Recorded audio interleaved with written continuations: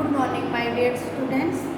आज हम कक्षा 5वीं विषय हिंदी पाठ पश्चाताप जो एक कहानी दी गई है, ये हमारी हिंदी रीडर का 5th लेसन है। कक्षा 5वीं का पाठ नंबर 5 जो है पश्चाताप, एक कहानी दी गई है। ठीक है, आज हम इसके बारे में कुछ जानेंगे पहले, फिर जो ये लेसन दिया गया है उसको क्या करेंगे, अच्छे से रीड करेंगे। ठीक है, फर्स्ट है गोपाल नाम का एक विद्वान मनकपुर गांव में रहता था। कि इस लेसन के अंदर बताया गया है कि जो मनकपुर नाम का एक गांव था, उसमें एक गोपाल नाम का एक विद्वान रहता था जो बहुत ही अच्छा इंसान था, जो बड़ों का आदर करता था, दूसरों की बातें मानता था, दूसरों से प्यार करता था, बहुत ही अच्छा इंसान था, विद्वान था। उसी गांव में रतन नाम का एक लड़का भी रहता था। उसी गांव में कौन रहता था? एक रतन नाम का लड़का भी रहता था, जिसकी जो आयु थी, जो उम्र थी, वो 11 साल थी। वो अपने उसके माता पिताजी के एक ही संतान थी। वो उनके लाड प्यार ने उसको बहुत बिगाड़ दिया था। लाड प्यार ने बिगाड़ने के कारण उसकी जो मानसिकता थी वो बहुत ही चेंज हो गई थी। वो करने लगा जैसे चोरी करना, गलत काम करना, ये काम करने लग गया। ठीक है, फिर रतन के घर चोरी हो गई। कुछ साल मतलब कि थोड़े से समय के बाद, जब वो 11 साल का था, रतन के घर में क्या हो गई? चोरी हो गई। और वो चोरी किसने की थी? रतन ने की थी। ठीक है, लेकिन उसके माँ बाप ने जब ये बात सरपंच को बतानी चाहिए, तो उन्होंने जब वो सरपंच के पास गए, तो जो रतन नाम का लड़का था, उसने डरते हुए अपने पिताजी और माता से बोला कि मुझे पता है ये चोरी किसने की है। उसने किसके ऊपर इल्जाम लगाया? ये गोपाल नाम के एक विद्वान के ऊपर ये इल्जाम लगाया कि ये जो चोरी की है, ये किसने की है? ये गोपाल जो विद्वान है उसने की है। ठीक है, उसके बाद सरपंच की पंचायत हुई। जब उसके माँ बाप ने सरपंच को ये सारी बातें बताई, तो सरपंच की जब पंचायत हुई तो गांव के बहुत सारे लोग वहाँ इकट्ठे थे। तो तब विद्वान ने ये बात रतन ने ये बात बताई कि मुझे पता है ये चोरी किसने की है। उसने विद्वान का नाम बताया। तो वहाँ पर एक सरपंच की पंचायत हुई। गोपाल जैसा विद्वान चोरी नहीं कर सकता।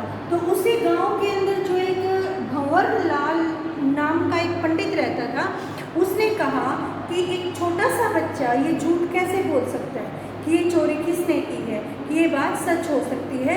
और सब लोगों में क्या हो गया? कानाफूसी शुरू हो गई। आपस में क्या करने लगे? बातें करने लगे कि ये चोरी विद्वान ने कैसे की है, विद्वान तो कर नहीं सकता। उसने कहा कि वह गोपाल की विद्वता से जलता था। जो पंडित था भंवरलाल, वो क्या करता था? जो गोपाल की विद्वता थी उससे जलता था। भला बच्चा झूठ क्यों बोलेगा? उसने कहा कितना छोटा बच्चा झूठ क्यों बोलेगा? उसके बाद सब बच्चों में क्या, सब सरपंचों के बीच में जितने भी लोग बैठे थे, सब में क्या शुरू हो गया? कानाफूसी शुरू हो गई। और जो विद्वान था वो क्या रहा? चुप रहा। विद्वान क्या रहा? चुप रहा। उसके बाद जब बहुत गांव वालों ने एक ही, या सरपंच ने एक ही बात बोली कि जो विद्वान नाम का, गोपाल नाम का जो आदमी है, वो उसको हम गाँव में नहीं रहने देंगे और ना ही उससे कोई मिलेगा, ना कोई बातें करेगा। वो गांव से बाहर जाकर एक कुटिया के अंदर, एक झोपड़ी के अंदर रहने लगा। और उससे ना कोई मिलने जाता था, ना कोई उससे बात करता था। ठीक है, उसको दवाई देना तो दूर, जब वो बीमार हो जाता था, लेकिन उससे कोई बात करना भी पसंद नहीं करता था और ना कोई जाता था। ठीक है, जब जो रतन नाम का लड़का था, उसके मन में ये बात आई कि मुझे ये काम गलत किया है, मैंने विद्वान के ऊपर ये इल्ज़ाम गलत लगाया है। तो उसने सोचा कि मैं क्यों ना उससे जाके मिलूँ। वो उससे जाके मिलता, लेकिन विद्वान ने तब भी कुछ नहीं कहा उसे। वो चुप रहा कि उसे पता था विद्वान को तो तेरे ऊपर झूठा आरोप लगा हुआ है। ठीक है, उसके बाद फिर उसने क्या किया? जो रतन नाम का लड़का था वो वहाँ पर उससे मिलने चला जाता था कभी कभी, लेकिन फिर भी विद्वान ने उसको कोई जवाब नहीं दिया। उसके बाद कुछ समय बीत जाने के बाद रतन को एहसास हुआ कि जो ये तूने किया है ये बहुत ही गलत काम किया है, और उसने क्या किया, वो अपने माता पिता के पास जाके ज़ोर ज़ोर से रोने लगा और चिल्लाने लगा कि जो चोरी हुई थी वो मैंने की थी, वो विद्वान ने नहीं की थी। मैं इसका पश्चाताप करता हूँ कि मुझे ये बहुत ही गलत काम किया है। फिर वो अपने माता पिता के साथ जाके और वो विद्वान के पास जाता है और उसको क्या करता है, सारी बातें बताता है। और जो उसके माता पिता वो भी उससे माफ़ी मांगते हैं कि तुम ये चोरी तुमने की भी नहीं थी और फिर भी तुम चुप रही, ऐसा क्यों? उसने कहा कि अगर मैं बोलता क्या इस बच्चे की बात को आप झूठ कर देते। उसने कहा कि जो ये रतन नाम का लड़का है मैं इसे बहुत प्यार करता हूँ, मैं इसे सुधारना चाहता था। उसने उसके पास ये इल्ज़ाम लगाने के बाद सब अपनी जो बुरी आदतें थी सब छोड़ दी थी। उसने कहा मैं इससे बहुत ही ज़्यादा प्यार करता हूँ, मैं इसे सुधारना चाहता हूँ। और जो रतन नाम का लड़का था उसकी आंखों से आंसू गिरने लगे और उसका जो है पश्चाताप हो गया। उसके बाद हमें शिक्षा मिलती है, पश्चाताप किसी भी व्यक्ति को सुधारने का अनूठा अवसर प्रदान करता है। कि जो पश्चाताप होता है किसी भी बुरे व्यक्ति से अच्छा व्यक्ति बनाने के लिए बहुत ही अच्छा तरीका होता है। अब हम इस लेसन को अच्छे से क्या करेंगे, रीड करेंगे, ठीक है, बुक से।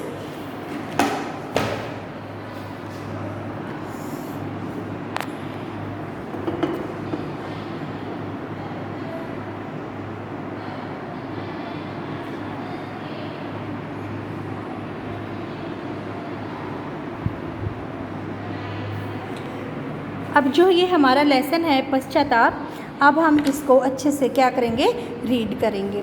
पश्चाताप कहानी, ये क्या है, एक कहानी है। सबसे पहले जो आज की डेट है वो डालेंगे हम 10/7/2020, ठीक है।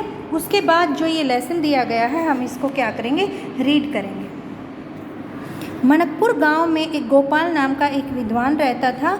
वह अपनी विद्या और सद्गुणों और विनम्र स्वभाव के कारण लोगों में जाना जाता था। आस पड़ोस के गांव वाले भी उस विद्वान का हार्दिक सम्मान करते थे। सब उन्हें सम्मान से गोपाल दादा कहकर पुकारते थे। उसी गांव में रतन नाम का एक लड़का भी रहता था। लगभग 11 वर्ष का यह लड़का माता पिता का इकलौता बेटा था कि उनकी और कोई संतान नहीं थी। इकलौता होने के कारण इसे बहुत ज़्यादा लाड प्यार मिला और ज़्यादा लाड प्यार मिलने के कारण यह जिद्दी बन चुका था। इसकी संगत भी खराब थी। फजूल खर्च तो वह अव्वल नंबर का था। बेकार के खर्चों के लिए पैसे मांगना उसकी रोज़ की आदत बन चुकी थी। एक दिन अचानक रतन के घर चोरी हो गई। घर वाले बहुत परेशान थे। इस समस्या को लेकर रतन के माता पिता गांव के सरपंच के पास पहुंचे। इससे रतन कुछ डर गया क्योंकि चोरी उसी ने की थी। उसने एक चाल चली। वह अपने माता पिताजी से बोला, पिताजी मैं जानता हूँ चोरी किसने की है। पूछने पर रतन ने विद्वान का नाम बता दिया। यह बात सरपंच तक पहुँची। कहाँ तक पहुँच गई ये बात? सरपंच तक पहुँची। पंचायत हुई।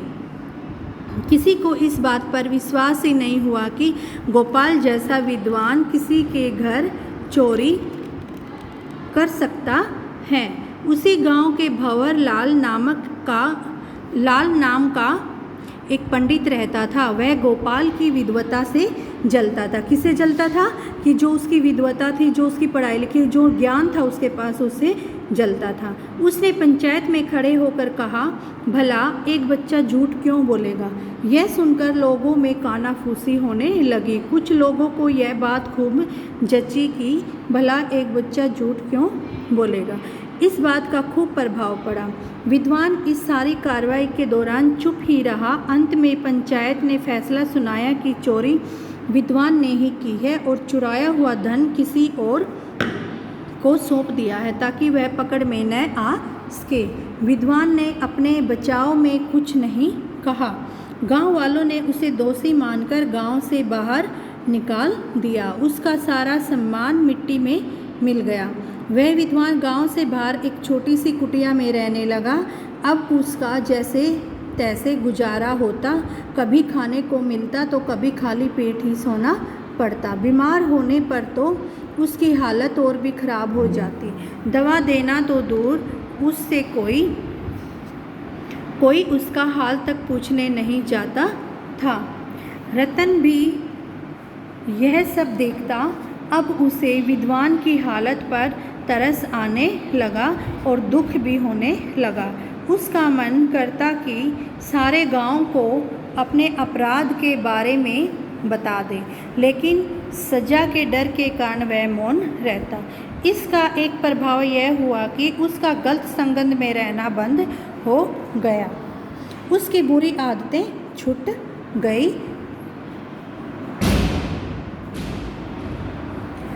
अब वह कभी कभार उस विद्वान से मिलने उसकी कुटिया पर जाने लगा। कभी कभी वह उसके लिए खाना या दवा आदि भी ले जाने लगा। विद्वान सदा उसका स्वागत करता, एक मुस्कान के साथ करता और कभी उसके कृत्य के लिए रतन को उलाहना नहीं दिया। इस प्रकार लगभग 1 साल व्यतीत हो गया। एक दिन अचानक रतन अपने घर पर फूट फूट कर रोने लगा। रतन को बिना किसी कारण रोते देखकर उसके माता पिता व्याकुल हो गए। जब उसने रोने का कारण पूछा गया तो उसने सच्चाई उगल दी। रतन ने कहा, हमारे घर में 1 साल पहले चोरी हुई थी। वह गोपाल दादा ने नहीं, मैंने की थी। मैं भटक गया था। मैंने अपनी इच्छाओं को पूरा करने के लिए पैसे चुराए और गोपाल दादा पर आरोप लगा दिया। रतन के पिताजी ने आपके सिर पर हाथ फेरा, उसके सिर पर हाथ फेरा। रतन अब कुछ शांत हुआ। वह फिर बोला, पिताजी, मुझे अपने किए पर बहुत दुख है।